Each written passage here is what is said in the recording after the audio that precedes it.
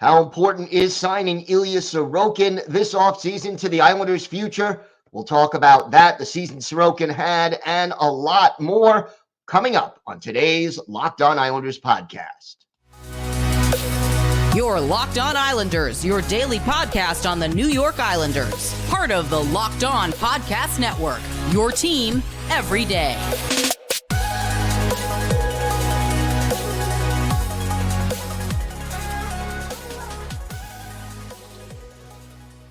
And welcome, everybody, to the Friday edition of the Locked On Islanders podcast, part of the Locked On Podcast Network, your team every day. Want to thank everybody for making Locked On Islanders your first listen every day. Don't forget to subscribe on YouTube or wherever you get your podcast so you can get new episodes as soon as they drop. And we're also now available on SiriusXM on the SXM app. Just search Locked On Islanders. Today's episode is brought to you by Birddogs. Go to birddogs.com/LockedOnNHL. And when you enter promo code LockedOnNHL, they'll throw in a free custom Birddogs Yeti-style tumbler with every order. We have got a lot to get to on today's show. And first, if there's something Islanders related on your mind, if you have a question, a comment, a topic you'd like us to discuss later on in a future episode, feel free to send us an email. The email address, lockedonislanders@gmail.com. And if you leave your first name and where you're from, we're happy to mention you on the show when we talk about whatever it is that's on your mind. You can also follow the show on Twitter at Locked On Isles, and you can follow me, Gil Martin, on Twitter at Ice Wars, NYR, VSNYI. We'll keep you up to date on everything throughout this offseason concerning your New York Islanders, firings, hirings, trade rumors, free agency, the draft. We've got it all covered here on Locked On Islanders. So we now know the Florida Panthers are in the Stanley Cup final, and they've clinched. We know Vegas is one win away as of the time I'm recording this from joining them. But when I look at the final four teams in this year's playoffs, it sort of makes me wonder, and I know, everydayers know that some fans, whether it was on comments or elsewhere on YouTube or even on emails and Twitter, how important is it to re-sign Ilya Sorokin, or is it more important, if they trade him, what could they get, et cetera, et cetera? Maybe instead of spending $8-9 million a year on a goalie, you spend less on a goalie, and then you bring in that sniper. Well, it isn't quite that simple, but I looked at the four teams in the conference final and sort of compared where the Islanders are in goaltending. And here's what we discover. We all know, for example, the two teams in the Eastern Conference, both of them relied on more than one goalie to get to the conference final, and in the case of the Florida Panthers, to get to the Stanley Cup final. And look, the Panthers have one of the highest paid goalies in the league in Sergei Bobrovsky, who I even now think is overpaid, but certainly came through with a big performance. But again, wasn't just Bob getting the job done for the Panthers, because they wouldn't have made the playoffs or gotten through really the entire first round without Alex Lyon stepping up, playing big down the stretch, and even pretty well in the first couple of playoff games. Now, they did switch him out, and Bobrovsky came in, but needing two reliable goalies, definitely the case for the Florida Panthers, and they have that elite goalie in Sergei Bobrovsky.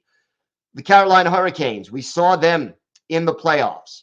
No question about it. They don't have one number one guy far and away, but, Antti Ranta, Frederik Andersen, both playing against the Islanders, both playing in subsequent series as well. But again, having number one, they have two goalies they can rely on. And second, they have goalies who have that pedigree to be, if not elite, very reliable, very good goalies who you can count on to take a team deep into the playoffs. Out west, you sort of have two different models when you look at the way the two teams are. The Vegas Golden Knights, they've been relying on Aiden Hill, who is not considered at this point an elite goalie. In fact, he's making pretty close to the minimum as far as his salary is concerned. And then they have, Logan Thompson, who's out with an injury, and Jonathan Quick, who was originally kind of veteran insurance. But, Hill, the unheralded sort of veteran, he is sort of carrying this team possibly to the Stanley Cup final. So, a little bit to be said about that. No elite goalie here and no really expensive goalie. Vegas is sort of the exception to the rule. And then, look, you look at the Dallas Stars, and where would they be, the Dallas Stars, without Jake Ottinger? He is by far the biggest reason that Dallas is in the conference final. Scott Wedgwood, clearly, a backup, not somebody who I think the team would really count on to go deep into the playoffs. But what we see, we have two of the four teams with elite goaltenders, one team with a 1 and a 1A, and then one team sort of riding that unproven, unheralded veteran who really has gotten hot at the right time and stepping it up. But the other thing is this: I would say 3 out of the 4 teams have 2 goalies at least who they feel they can rely on. So how does this fit in with the Islanders?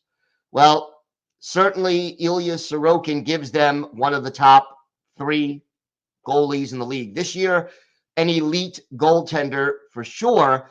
And let's face it, Semyon Varlamov gives them someone who they can rely on if Sorokin gets injured, if he has a slump late in the season or in the playoffs.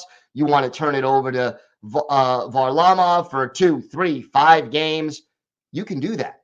And I think for the Islanders, especially, a team that we know relies very heavily on defense because their offense is below average and their power play this year was dreadful. We're talking about a team that really needs that elite goaltender. And in the case of 3 out of the 4 teams in the conference final, you also want to keep that reliable backup / second goalie who can step it up on the roster. So from that standpoint, signing Ilya Sorokin to an extension makes a lot of sense.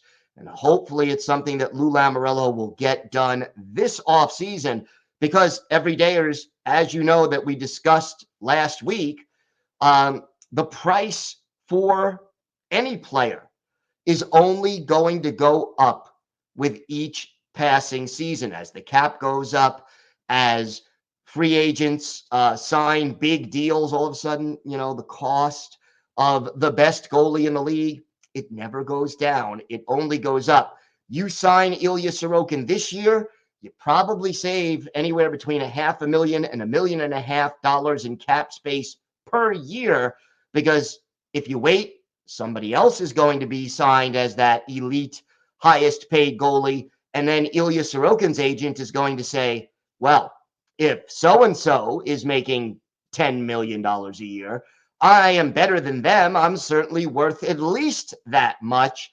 I want 10.5 or 11. Then they settle for 10 or 10.5. And again, the number just keeps going up. So look, Lou Lamoriello cannot sign Ilya Sorokin to an extension until after July 1st, when the new league year starts. But we have to hope that that actually does happen this offseason, because if you wait, it's only going to get more expensive. And look, let's even say something bad happens where the Islanders have a rough season, injuries hit, whatever. You don't want Ilya Sorokin to sit there and say, oh, yeah, I don't want to stay with this team. You want to sign him now, you want to bring him in, and you want to lock him up. And let's hope that is something the Islanders can do. We're going to get to a lot more on today's show, including a question from you about the Islanders prospects pool. We've got that and a whole lot more coming up on today's Locked On Islanders podcast. Today's episode is brought to you by Birddogs. Attention, active individuals. Are you tired of sacrificing comfort for style when it comes to your activewear? Introducing Birddogs, the game changer in athletic shorts. They're premium shorts designed for maximum performance combined with unparalleled comfort. With their unique built-in liner, these shorts offer the ultimate in support and flexibility, ensuring you stay comfortable during even the most intense workouts. And here's the best part.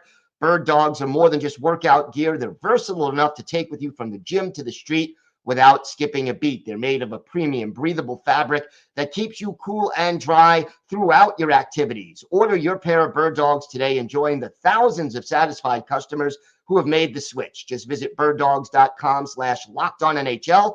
Enter promo code LockedOnNHL. You'll get a free Birddogs Yeti-style tumbler with every order. Birddogs, where style meets comfort and performance meets perfection. Get yours now and unleash your true potential. So let's talk a little bit about questions that we get from you, and I love hearing from you, so please do. This is from Bob, longtime listener who comments often. And Bob, hey, Gil. I'm enjoying your pod as much as a depressed Islander fan can these days. Here's a subject you may want to explore. According to Wiki, the highest pick the Islanders have left from the 2020 draft to the present is Odelius, who was the 65th pick in 2022. This year, our top pick is 49th. In 2020, we had no first or second round pick. In 2021, we had no first. Our second round pick was Atu Ratu. He's been traded. Odelius is our highest pick from 2022. And this year, we have no first and no third. We do still have the 49th overall pick. Our prospect pool is barren, which makes for a bleak future. But wait, there's more.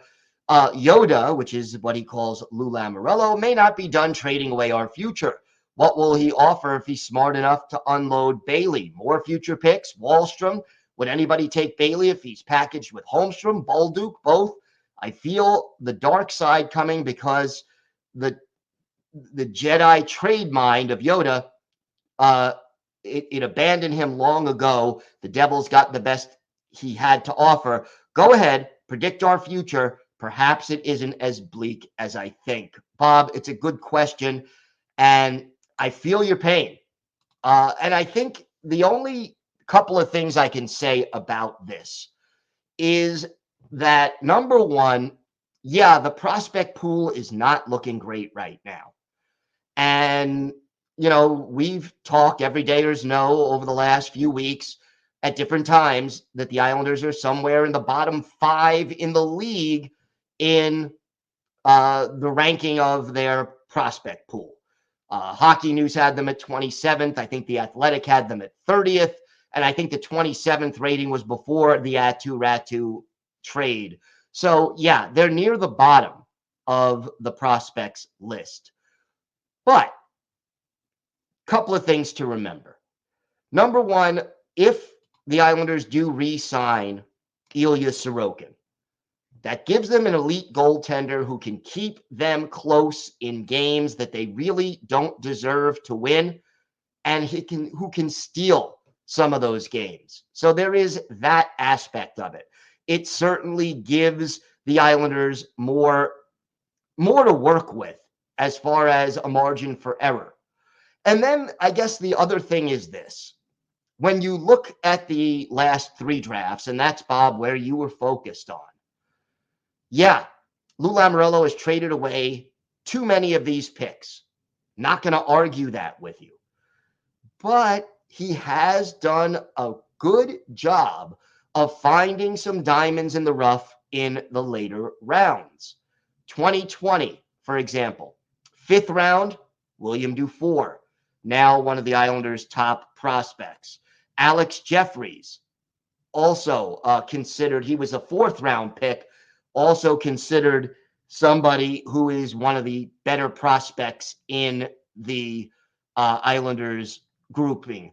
Isaiah George, the defenseman, 4th round pick this year.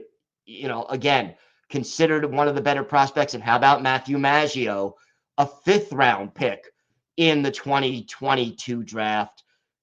That is, again, finding those diamonds in the rough. And, you know, if you go further back, Sebastian Aho, 5th round pick. Arno Durando, 6th round pick. These are players who you're finding in the 4th, 5th, 6th, 7th round who can contribute. Now, look, but I totally get the reasons for pessimism, and I totally understand the problem. And I agree. Lou Lamoriello has traded away too many first-round picks, high draft picks, and prospects over the years. And it seems like in many ways, this team is perpetually chasing their tail to get a wild card spot and squeak into the playoffs. Well, you know, it may not come to that huge rebuild, but there is going to be a time when these older players start to, you know, really slow down or retire, that there is going to be a retooling necessary. But you have a core to build around, assuming you re-sign Sorokin. Sorokin, Pelech, Polak, hopefully Dobson if he continues to develop. Bo Horvat, certainly. Matthew Barzal, certainly. And then you hope that whether it's a Maggio or, you know, or an Iskakov or a Dufour, that some of these players, these prospects, are able to come up and contribute. And here's the other thing about prospects and players. You can always acquire prospects and picks to rebuild with. If and when the Islanders start to trade away players who are established, whether it's at the trade deadline or whether it's off season or in season, you can always replenish those prospect pools. So, yeah, I agree with you. There are reasons to be disappointed and to think negatively, but it's not etched in stone that this team is going to falter, and hopefully it is a situation where they will not be in that kind of a situation for too long. I agree with you. It may be better if someone other than Lou Lamoriello was calling the shots to help make that happen, but that is something we will discuss in a future episode. All right, we have got a lot more to get to. We continue our player-by-player look at this team with Ilya Sorokin. What was his season like? What is his future like with the team? We've got that, plus our Islanders' birthday of the day, and a whole lot more still to come on this episode of the Locked On Islanders podcast. Today's episode is brought to you by FanDuel. Make a fast break to FanDuel during the NBA playoffs, because right now, new customers can get a no-sweat first bet up to $1,000. That's $1,000 back in bonus bets if your first bet doesn't win. And look, they have great promotions every day at FanDuel, and it's a safe and secure app. And if you win, you get paid instantly. You can check out the NBA playoffs, certainly with the Stanley Cup finals coming up starting next week. You can check out the odds on that. And hey, maybe you want to use your knowledge of the Islanders, bet some futures on what they'll do next year.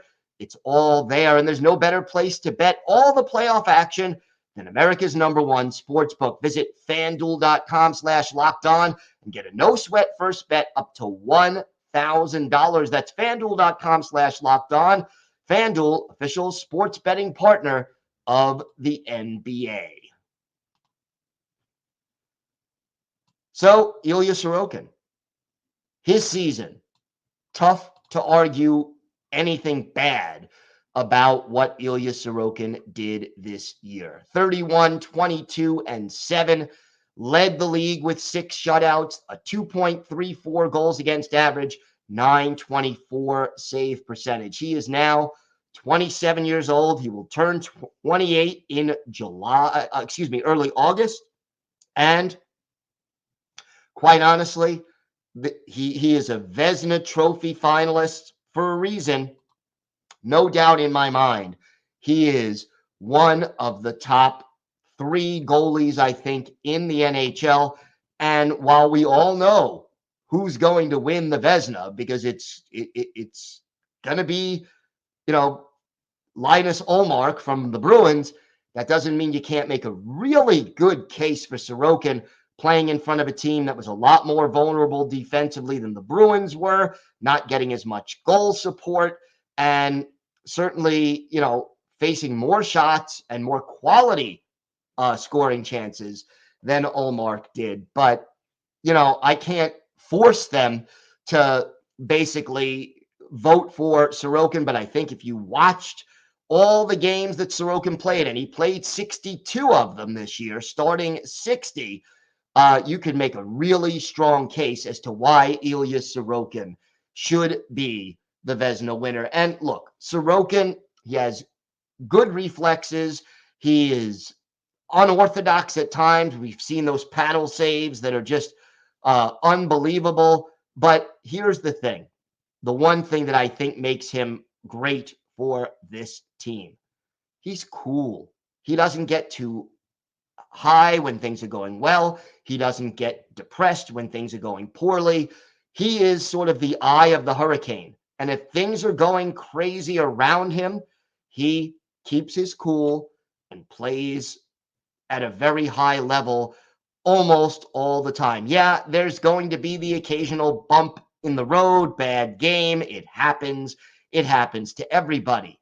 But then you also get, games where he'll make 40 saves in 44 shots, and then the next game he plays 44 saves in 46 shots, and the Islanders end up winning games they really had no business winning. In the playoffs, he was not playing at the elite level he usually plays at. And I think that is sort of still the one hill he has to climb. His numbers weren't bad. In fact, I would say out of the 6 games, he was solid to really, really good in 4 of them.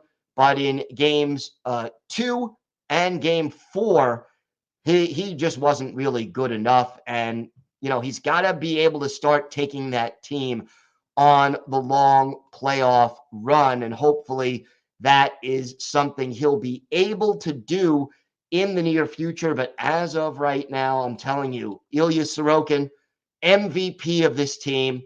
And I'll tell you this, next year, barring a very unexpected trade demand, because we know he's happy here on Long Island, Ilya Sorokin is going to be the first string goalie on this team. He is very consistent season by season, and he will probably, again, play 60 games, give or take a few, and be one of the elite netminders in the game for the New York Islanders, barring injury or some fluke occurrence. All right, time now for our Islanders' birthday of the day, and Saturday will be the 47th birthday of former Islanders forward Richard Park, a native of Seoul, South Korea. Can't say there's a lot of NHL players historically who come from South Korea, but Richard Park, one of the pioneers in that department, drafted by the Penguins in the 2nd round back in 1994, played 1 game for the Pens in 94-95, became a full-time NHLer in 95-96, and then played for the Anaheim Ducks, the Philadelphia Flyers, the Minnesota Wild, the Vancouver Canucks, and then joined the Islanders in the 06-07 season, stayed with the team through 2009-2010, and then played 1 more year with the Penguins before finishing his career in Switzerland. 738 NHL games, 102 goals, 241 points, 266 penalty minutes, add 40 playoff games, 5 of those as a member of the Islanders, 3 goals, 9 points. One of the 6 assists was with the Isles. And, Park, one of those guys who could kill penalties, take faceoffs, was a good, solid two-way checking kind of a guy, and he'd give you 10 to 15 goals while he was at it. More of a third or fourth line kind of a player. One of his better games as an Islander, March 15th, 2009 at the United Center in Chicago. Islanders with Peter Menino in goal, Nikolai Habibulin in the nets for Chicago, while Richard Park in this game, a goal and an assist. He also had 2 penalty minutes, and he scored on his only shot on goal as the Islanders ended up beating the Blackhawks 4-2. He assisted on the first goal by Mark Streit. That was a power play goal, and then put the Islanders ahead 2-1 with a goal late in the second period. So Richard Park, very useful and strong player. He is our Islanders' birthday of the day. Want to thank everyone again for making Locked On Islanders your first listen every day. Everydayers, we will be back on Monday. Yeah, we will have a show, even though it's a holiday. But we will be back on Monday, and we continue our player-by-player look at the Islanders with Cal Clutterbuck. What was his season like? Did he meet expectations? And what, if anything, can we expect from Clutter in next season? All right. Have a great holiday weekend, everybody. Thanks so much for stopping by and tuning in. And of course, let's go Islanders.